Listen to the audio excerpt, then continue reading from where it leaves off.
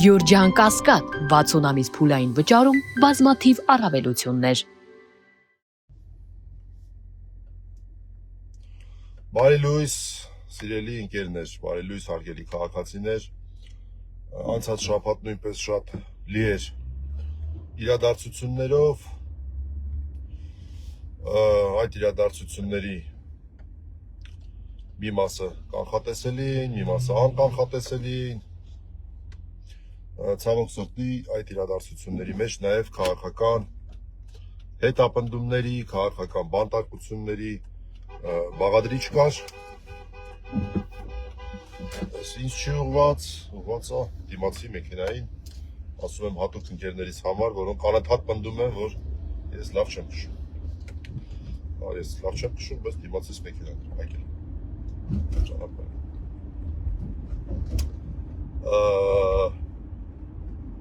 Քաղաքական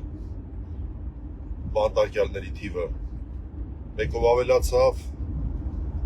մասնավորապես Արշակ arczepiskopos Խաչատրյանը Փիքշաբթի օրը երեկոյան ձերբակալվեց, այնուհետև բնականաբար Մասացյոտնի դատարանում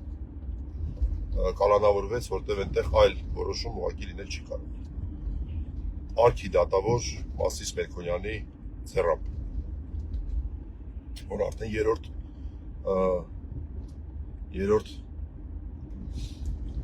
arczepiskoposին է կալանավորում։ Դրա համար էլ արքի դատավոր։ Իհարկե Արշակ Սրբազանի գործը ամենաակնհայտ գործերից է, եւ եթե դու օրթոդոքս նիկոլական չես կամ իրավապահ մարմինների օրթոդոքս նիկոլական աշխատակից չես, որը այդ հին այսպես արդարացումը ունի, որ մենք պագոնի տակ ենք, մեզ հրաման են տալիս, մենք կատարում ենք, ապա այստեղ հնարավոր չի ուղղակի չտեսնել խայտառակ ապօրինություններ, խայտառակ խտրական վերաբերմունք եւ չհասկանալ, որ ստեղ ինչ-որ մի բան են չի։ Սկսած ընթացակարգից վերջացրած բուն մեղադրանքի բաղադրիչը։ Ընթացակարգային կտորներ են, որ դու բոլորովին այլ գործով որպես ուժող մարդուն կանչում ես իբր հարցակնդության, ձևական հարցակնդություն ես անում, մարդը դուրս է գալի եւ դուրսը սպասում են բոլորովին այլ մարդիկ, որոնք նրան ձերբակալում են։ Այսպես, այսինքն այստեղ քննչական մարմինը այն մի գործը քննող քննչական այսպես քննիչները պարզա որ ինչ-որ բան է եղել, օպերացիա է այստեղ եղել։ Իսկ նրանք քննչական գործողությունը որպես պատրվակ են օգտագործում, որպես ինչ էր ասում, պրիմանկա են օգտագործել, այդ ձգնորսական լեզվով ասեմ, որպեսզի մարդուն բռնեն։ Իսկ դա այլ բան չի, քան ինչ որ առումով չարաշահում պաշտոնական դիրքի։ Այսինքն դու չես կարող օրինակ քննչական գործողություն կատարես մեկ այլ նպատակով, քան այդ քննչական գործողության նպատակն է, այսինքն ինչ որ ապացույց ձեռք բերելու նպատակն է։ Չես կարող օրինակ քննչական գործողություն կատարես այն նպատակով, որպեսզի մեկ այլ քրեական վարույթով ինչ որ մեկին ձերբակալել։ Դա չի լինի, դա սխալ է, դա ապօրինի է։ Բայց դրա մասին չեմ ուզում խոսել։ Այսօր ուզում եի խոսել ավելի լայն համատեքստում, ավելի մասնագիտական բաղադրիչի մասին, որը որ ոչ այնքան մեր մասնագիտությունն, այսինքն իրավաբանություն գումարած այլ մասնագիտություններ, մասնավորապես այսպես ասենք, քարոզչության մասնագետներն են դրա մասին խոսում, ես քանի որ մի քիչ հետաքրքրվեցի, զրուցեցի, կարդացի, ես հասկացա, որ շատ կարևոր բան կարող ենք արձանագրել որպես համակարգային խնդիր, արդեն կայացած համակարգային խնդիր, եւ ես Արշակ Սրբազանի գործը որպես համակարգի մաս կդիտարկեմ հիմա։ Դա այնա, որ Հայաստանում արդեն ամբողջ թափով կիրառվում է Գեբելսյան, այսպես կոչված կեղտոտ ձկան մեթոդը իր սմարթ դրսևորման։ Դա որն է։ Դա այնա, որ մարդուն պիտակավորելու եւ այսպես ասած բարի համբավը արատավորելու համար ինչ որ մի կեղծ պատմություն ես նրա մասին հորինում, որը կարող հիմնականում ակնհայտ կեղծ կարող է լինել, մարդն էլ սկսում է պայքարել, ասում է չէ, դա այդպես չի, հերքում է, բայց Իտոգում այս մարդու անունը հանրության գիտակցության մեջ ինչ որ առումով ասոցացվում է այդ կեղտոտ երևույթի հետ։ Կոպիտ ասած կեղտոտ ձկան հոտը մարդուց դժվար է լինում մաքրելը։ Այդ դրա համար էլ կոչվում է կեղտոտ ձկան մեթոդ։ Հիմա Արշակ Սրբազանի գործի էությունը որն է, որ նա իբր թե ըստ քննչական մարմնի նկարագրության ինչ որ ժամանակ առաջ 7 տարի առաջ բան արել հանձնարարել է ինչ որ մեկին, որպեսզի մայրաթորը գրաված այդ թափթփուկներից մեկի պայուսակի մեջ տեղադրեն ինչ որ բան, ինչ է թմրանյութ։ Իբր թե Արշակ Սրբազանը նման հանձնարարություն է տվել, որը բացարձակ սուտ է, այդ հանձնարարությունը տալու մասով որևէ փաստական տվյալ վարույթում չկա, եւ սա շատ կարեւոր հանգամանք է, որ երեք մենք դրա մասին խոսում ենք։ Դա բացառապես ենթադրություն է, հիմնված օրինակ այն հանգամանքի վրա, որ Արշակ Սրբազանը դիվանապետն է եղել մայրաթորի եւ մի քանի այլ այսպես նմանաբնույթ հանգամանքների վրա, այսպես ասած ամերիկացիները լավ տերմինը circumstantial հանգամանքների վրա, որոնք որևէ կերպ նման հետևության չեն բերում։ Բայց Արշակ Սրբազանին մեղադրանք են առաջադրել թմրանյութերի ապօրինի շրջանառության համար իրացման նպատակով, բայց այդտեղ որն է խնդիրը։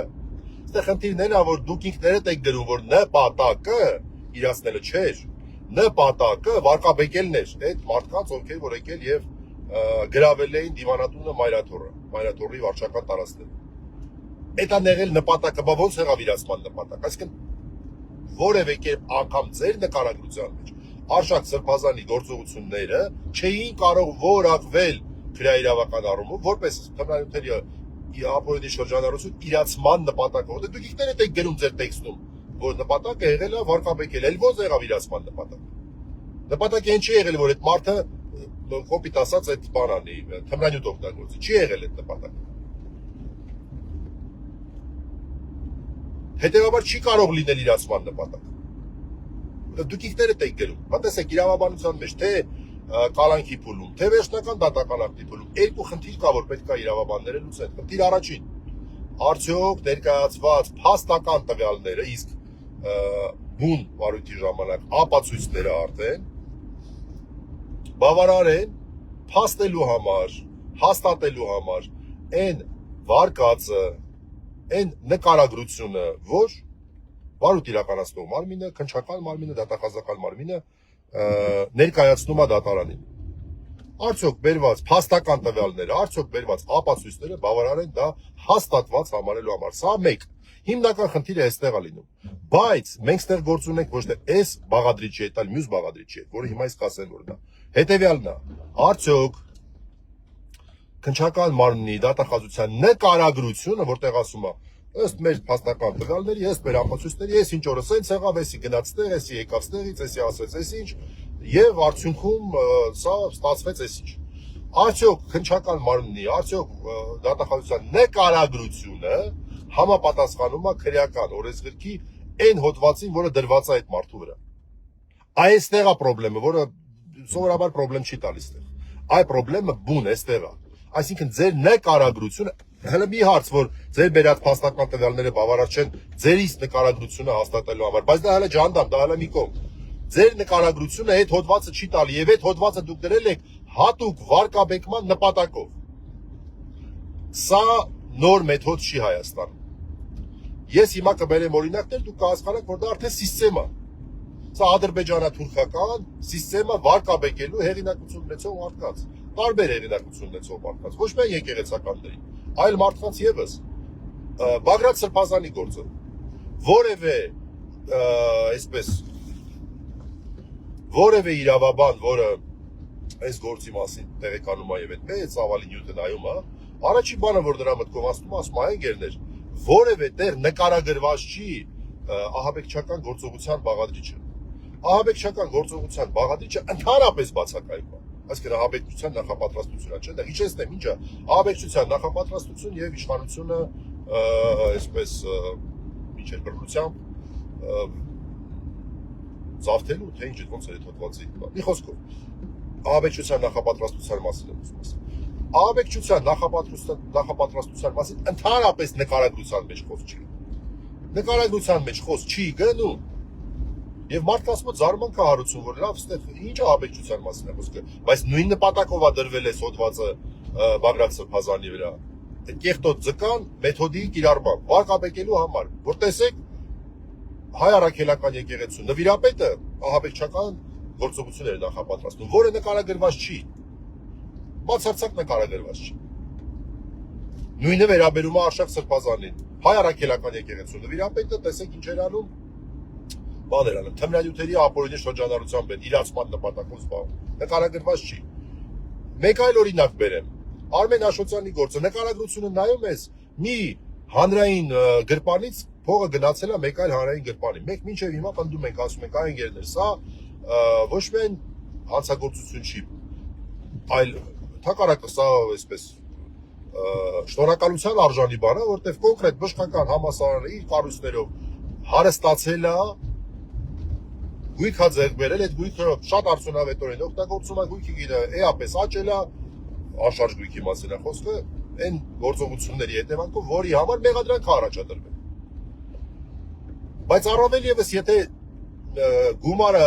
մի հանրային գրպանից մյուս հանրային գրպանն է գնում, Արմեն Աշոտյանի որևէ այլ մեղադրյալի գրպանը չի գնացել ոչ մի բան, ոչ մի կերպ,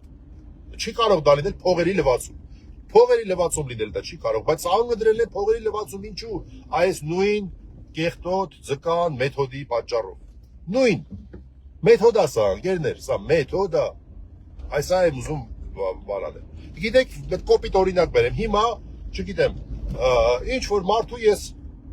լավություն եմ արել։ Այդ մարդը չի ուզել, որ ես իրան լավություն անեմ։ Ես ասել եմ, չէ, ես քեզ պետք է լավություն անեմ։ Ինքը ասել է, չէ, ինձ լավություն մի արա, բայց ես լավություն եմ արել, բարություն եմ արել։ Եվ բռնեն դրա համար բռնի բարություն անելու հոդվածներ։ Դու արի ապացուցի, որ այ ընկերներ, սա ոնց կարա բռնաբարություն լինի, ես ոնց է, չէ, արդեն կեղտոտ ձկան մեթոդը աշխատում է, վсё, բռնաբարություն։ Դու մի ասա, սա եղել է ոչ թե այն ինչ որ գիտենք, այլ հակադրաբար բարություն կատարելու ինչ որ մի բան։ Էդ է բլրիվ։ Սա է կեղտոտ ձկան մեթոդը, սա է աշխատված մեթոդը, այսպիսի վարկաբեկման, որը ֆաշիստների ժամանակ էր կիրառվում, ադրբեջանա-թուրքական, այսպես մեթոդա տրամաբանության շրջանակներում, որի խնդիրը որն է, վարկաբեկել մարդկանց, հայ առաքելական եկեղեցու ներկայացուցիչներին օրինակ եւ այլն։ Սրա նման ինչ որ մի բան նոր հիշեցի, բերեմ նաեւ տատիկների գործից։ Չնայած այստեղ խնդիրը մի քիչ էլ օրենսդրական է։ Մեր օրենսդրությամբ ընտրակաշարք հասկացությունը ներառում է ոչ միայն փող տալը, այլև այսպես ասած ինչ որ մի բան անելու խոստում ընդունելը։ Բայց երբ որ այդ գործը, հիշում եք, Գյումրի ընտրություններից հետո բացվեց, նրանք չէին ասում, որ այստեղ խնդիրը խոստման մեջ է, այլ ընտրակաշարք, մարդիկ հասկանում են, որ փողի մասին է խոսքը, բայց նկարագրության մեջ փող չկա ընդհանրապես։ Ման են եկել, ամեն կերպ, որ չեն գտել, որտեղ չի եղել։ Եվ անունը դրել են ընտրակաշարք, բայց ոչ թե բոլորիս, այսինքն սովորական մարդկանց համար հասկանալ ընտրակաշարք լսում են միանգամից փող, չէ, այլ իբր թե ինչ որ խոստման ընդունման մասում։ Բայց մարդկանց գիտակցության մեջ այս նույն կեղտոտ ձկան մեթոդով մտա, որ ԱՏՆՀ ընդդիմությունը ընտրակաշարք էր բաժանում, բռնվել է, էս էլ մարդուն հեսա դատում է, իսկ փող էր բաժանում։ Ընտրակաշարք սովորական գիտակցության մեջ որևէ կերպ չի ասոցացվում խոստում ընդունելու գաղափարի հետ։ Այլ ասոցացվում է փողի գաղափարի հետ։ Ասածս ինչ է, այս նույն մեթոդն է, որ կիրառվում է, գիտականորեն նաև ուսումնասիրման ենթակա է, թե քանի անգամ ոնց է Հայաստանում կիրառվել, ես բերեցի ամենացայտուն օրինակները, կարծում եմ օրինակները ավելի շատ են, հիշեցնենք։ Վերջի օրինակ, Արշակ Սրբազանի եւ թմրանյութերի կապ տալը Գեբելսյան ուղիղ կեղտոտ ձկան մեթոդի կիրառում։ Նույնը վերաբերում է Բագրատ Սրբազանի վրա ահաբեկչության հոդված դնելուն։ Սա շատ նման է այն, ինչ որ տարիներ առաջ արվեց Արմեն Աշոտյանի հետ, երբ որ բացարձական հիմն ձևով որակվեց նրա գործողությունը փողերի լվացում, որ հետո եվրոպացիներ բաներ ասացին, չեք անում, ասում են, ոստը փողերի լվացման մեջ է մարդը մեղադրվում, որ փողերի լվացման մասին խոսք լինել չէր կարող։ Տատիկների գործի օրինակը բերեցի եւ որպեսզի ավելի հասկանալի դառնա, մի քիչ տենց հիպոթետիկ օրինակ բերեցի, որ Մարդը ինչ որ մեկին հարկադրաբար բարություն անի, օրը դնեն բռնաբարություն։ Դե արի ու ապացուցի։ Всё, այդ կեղտոտ ձկան հոտը արդեն կպավ մարդուն։ Մի խոսքով, հարգելի քաղաքացիներ, լավ եղեք, բարություններ արեք, բայց բռնի բարություններ մի արեք, որ կեղտոտ ձկան մեթոդը ձեր նկատմամբ չկիրառվի։ Հաջողություն։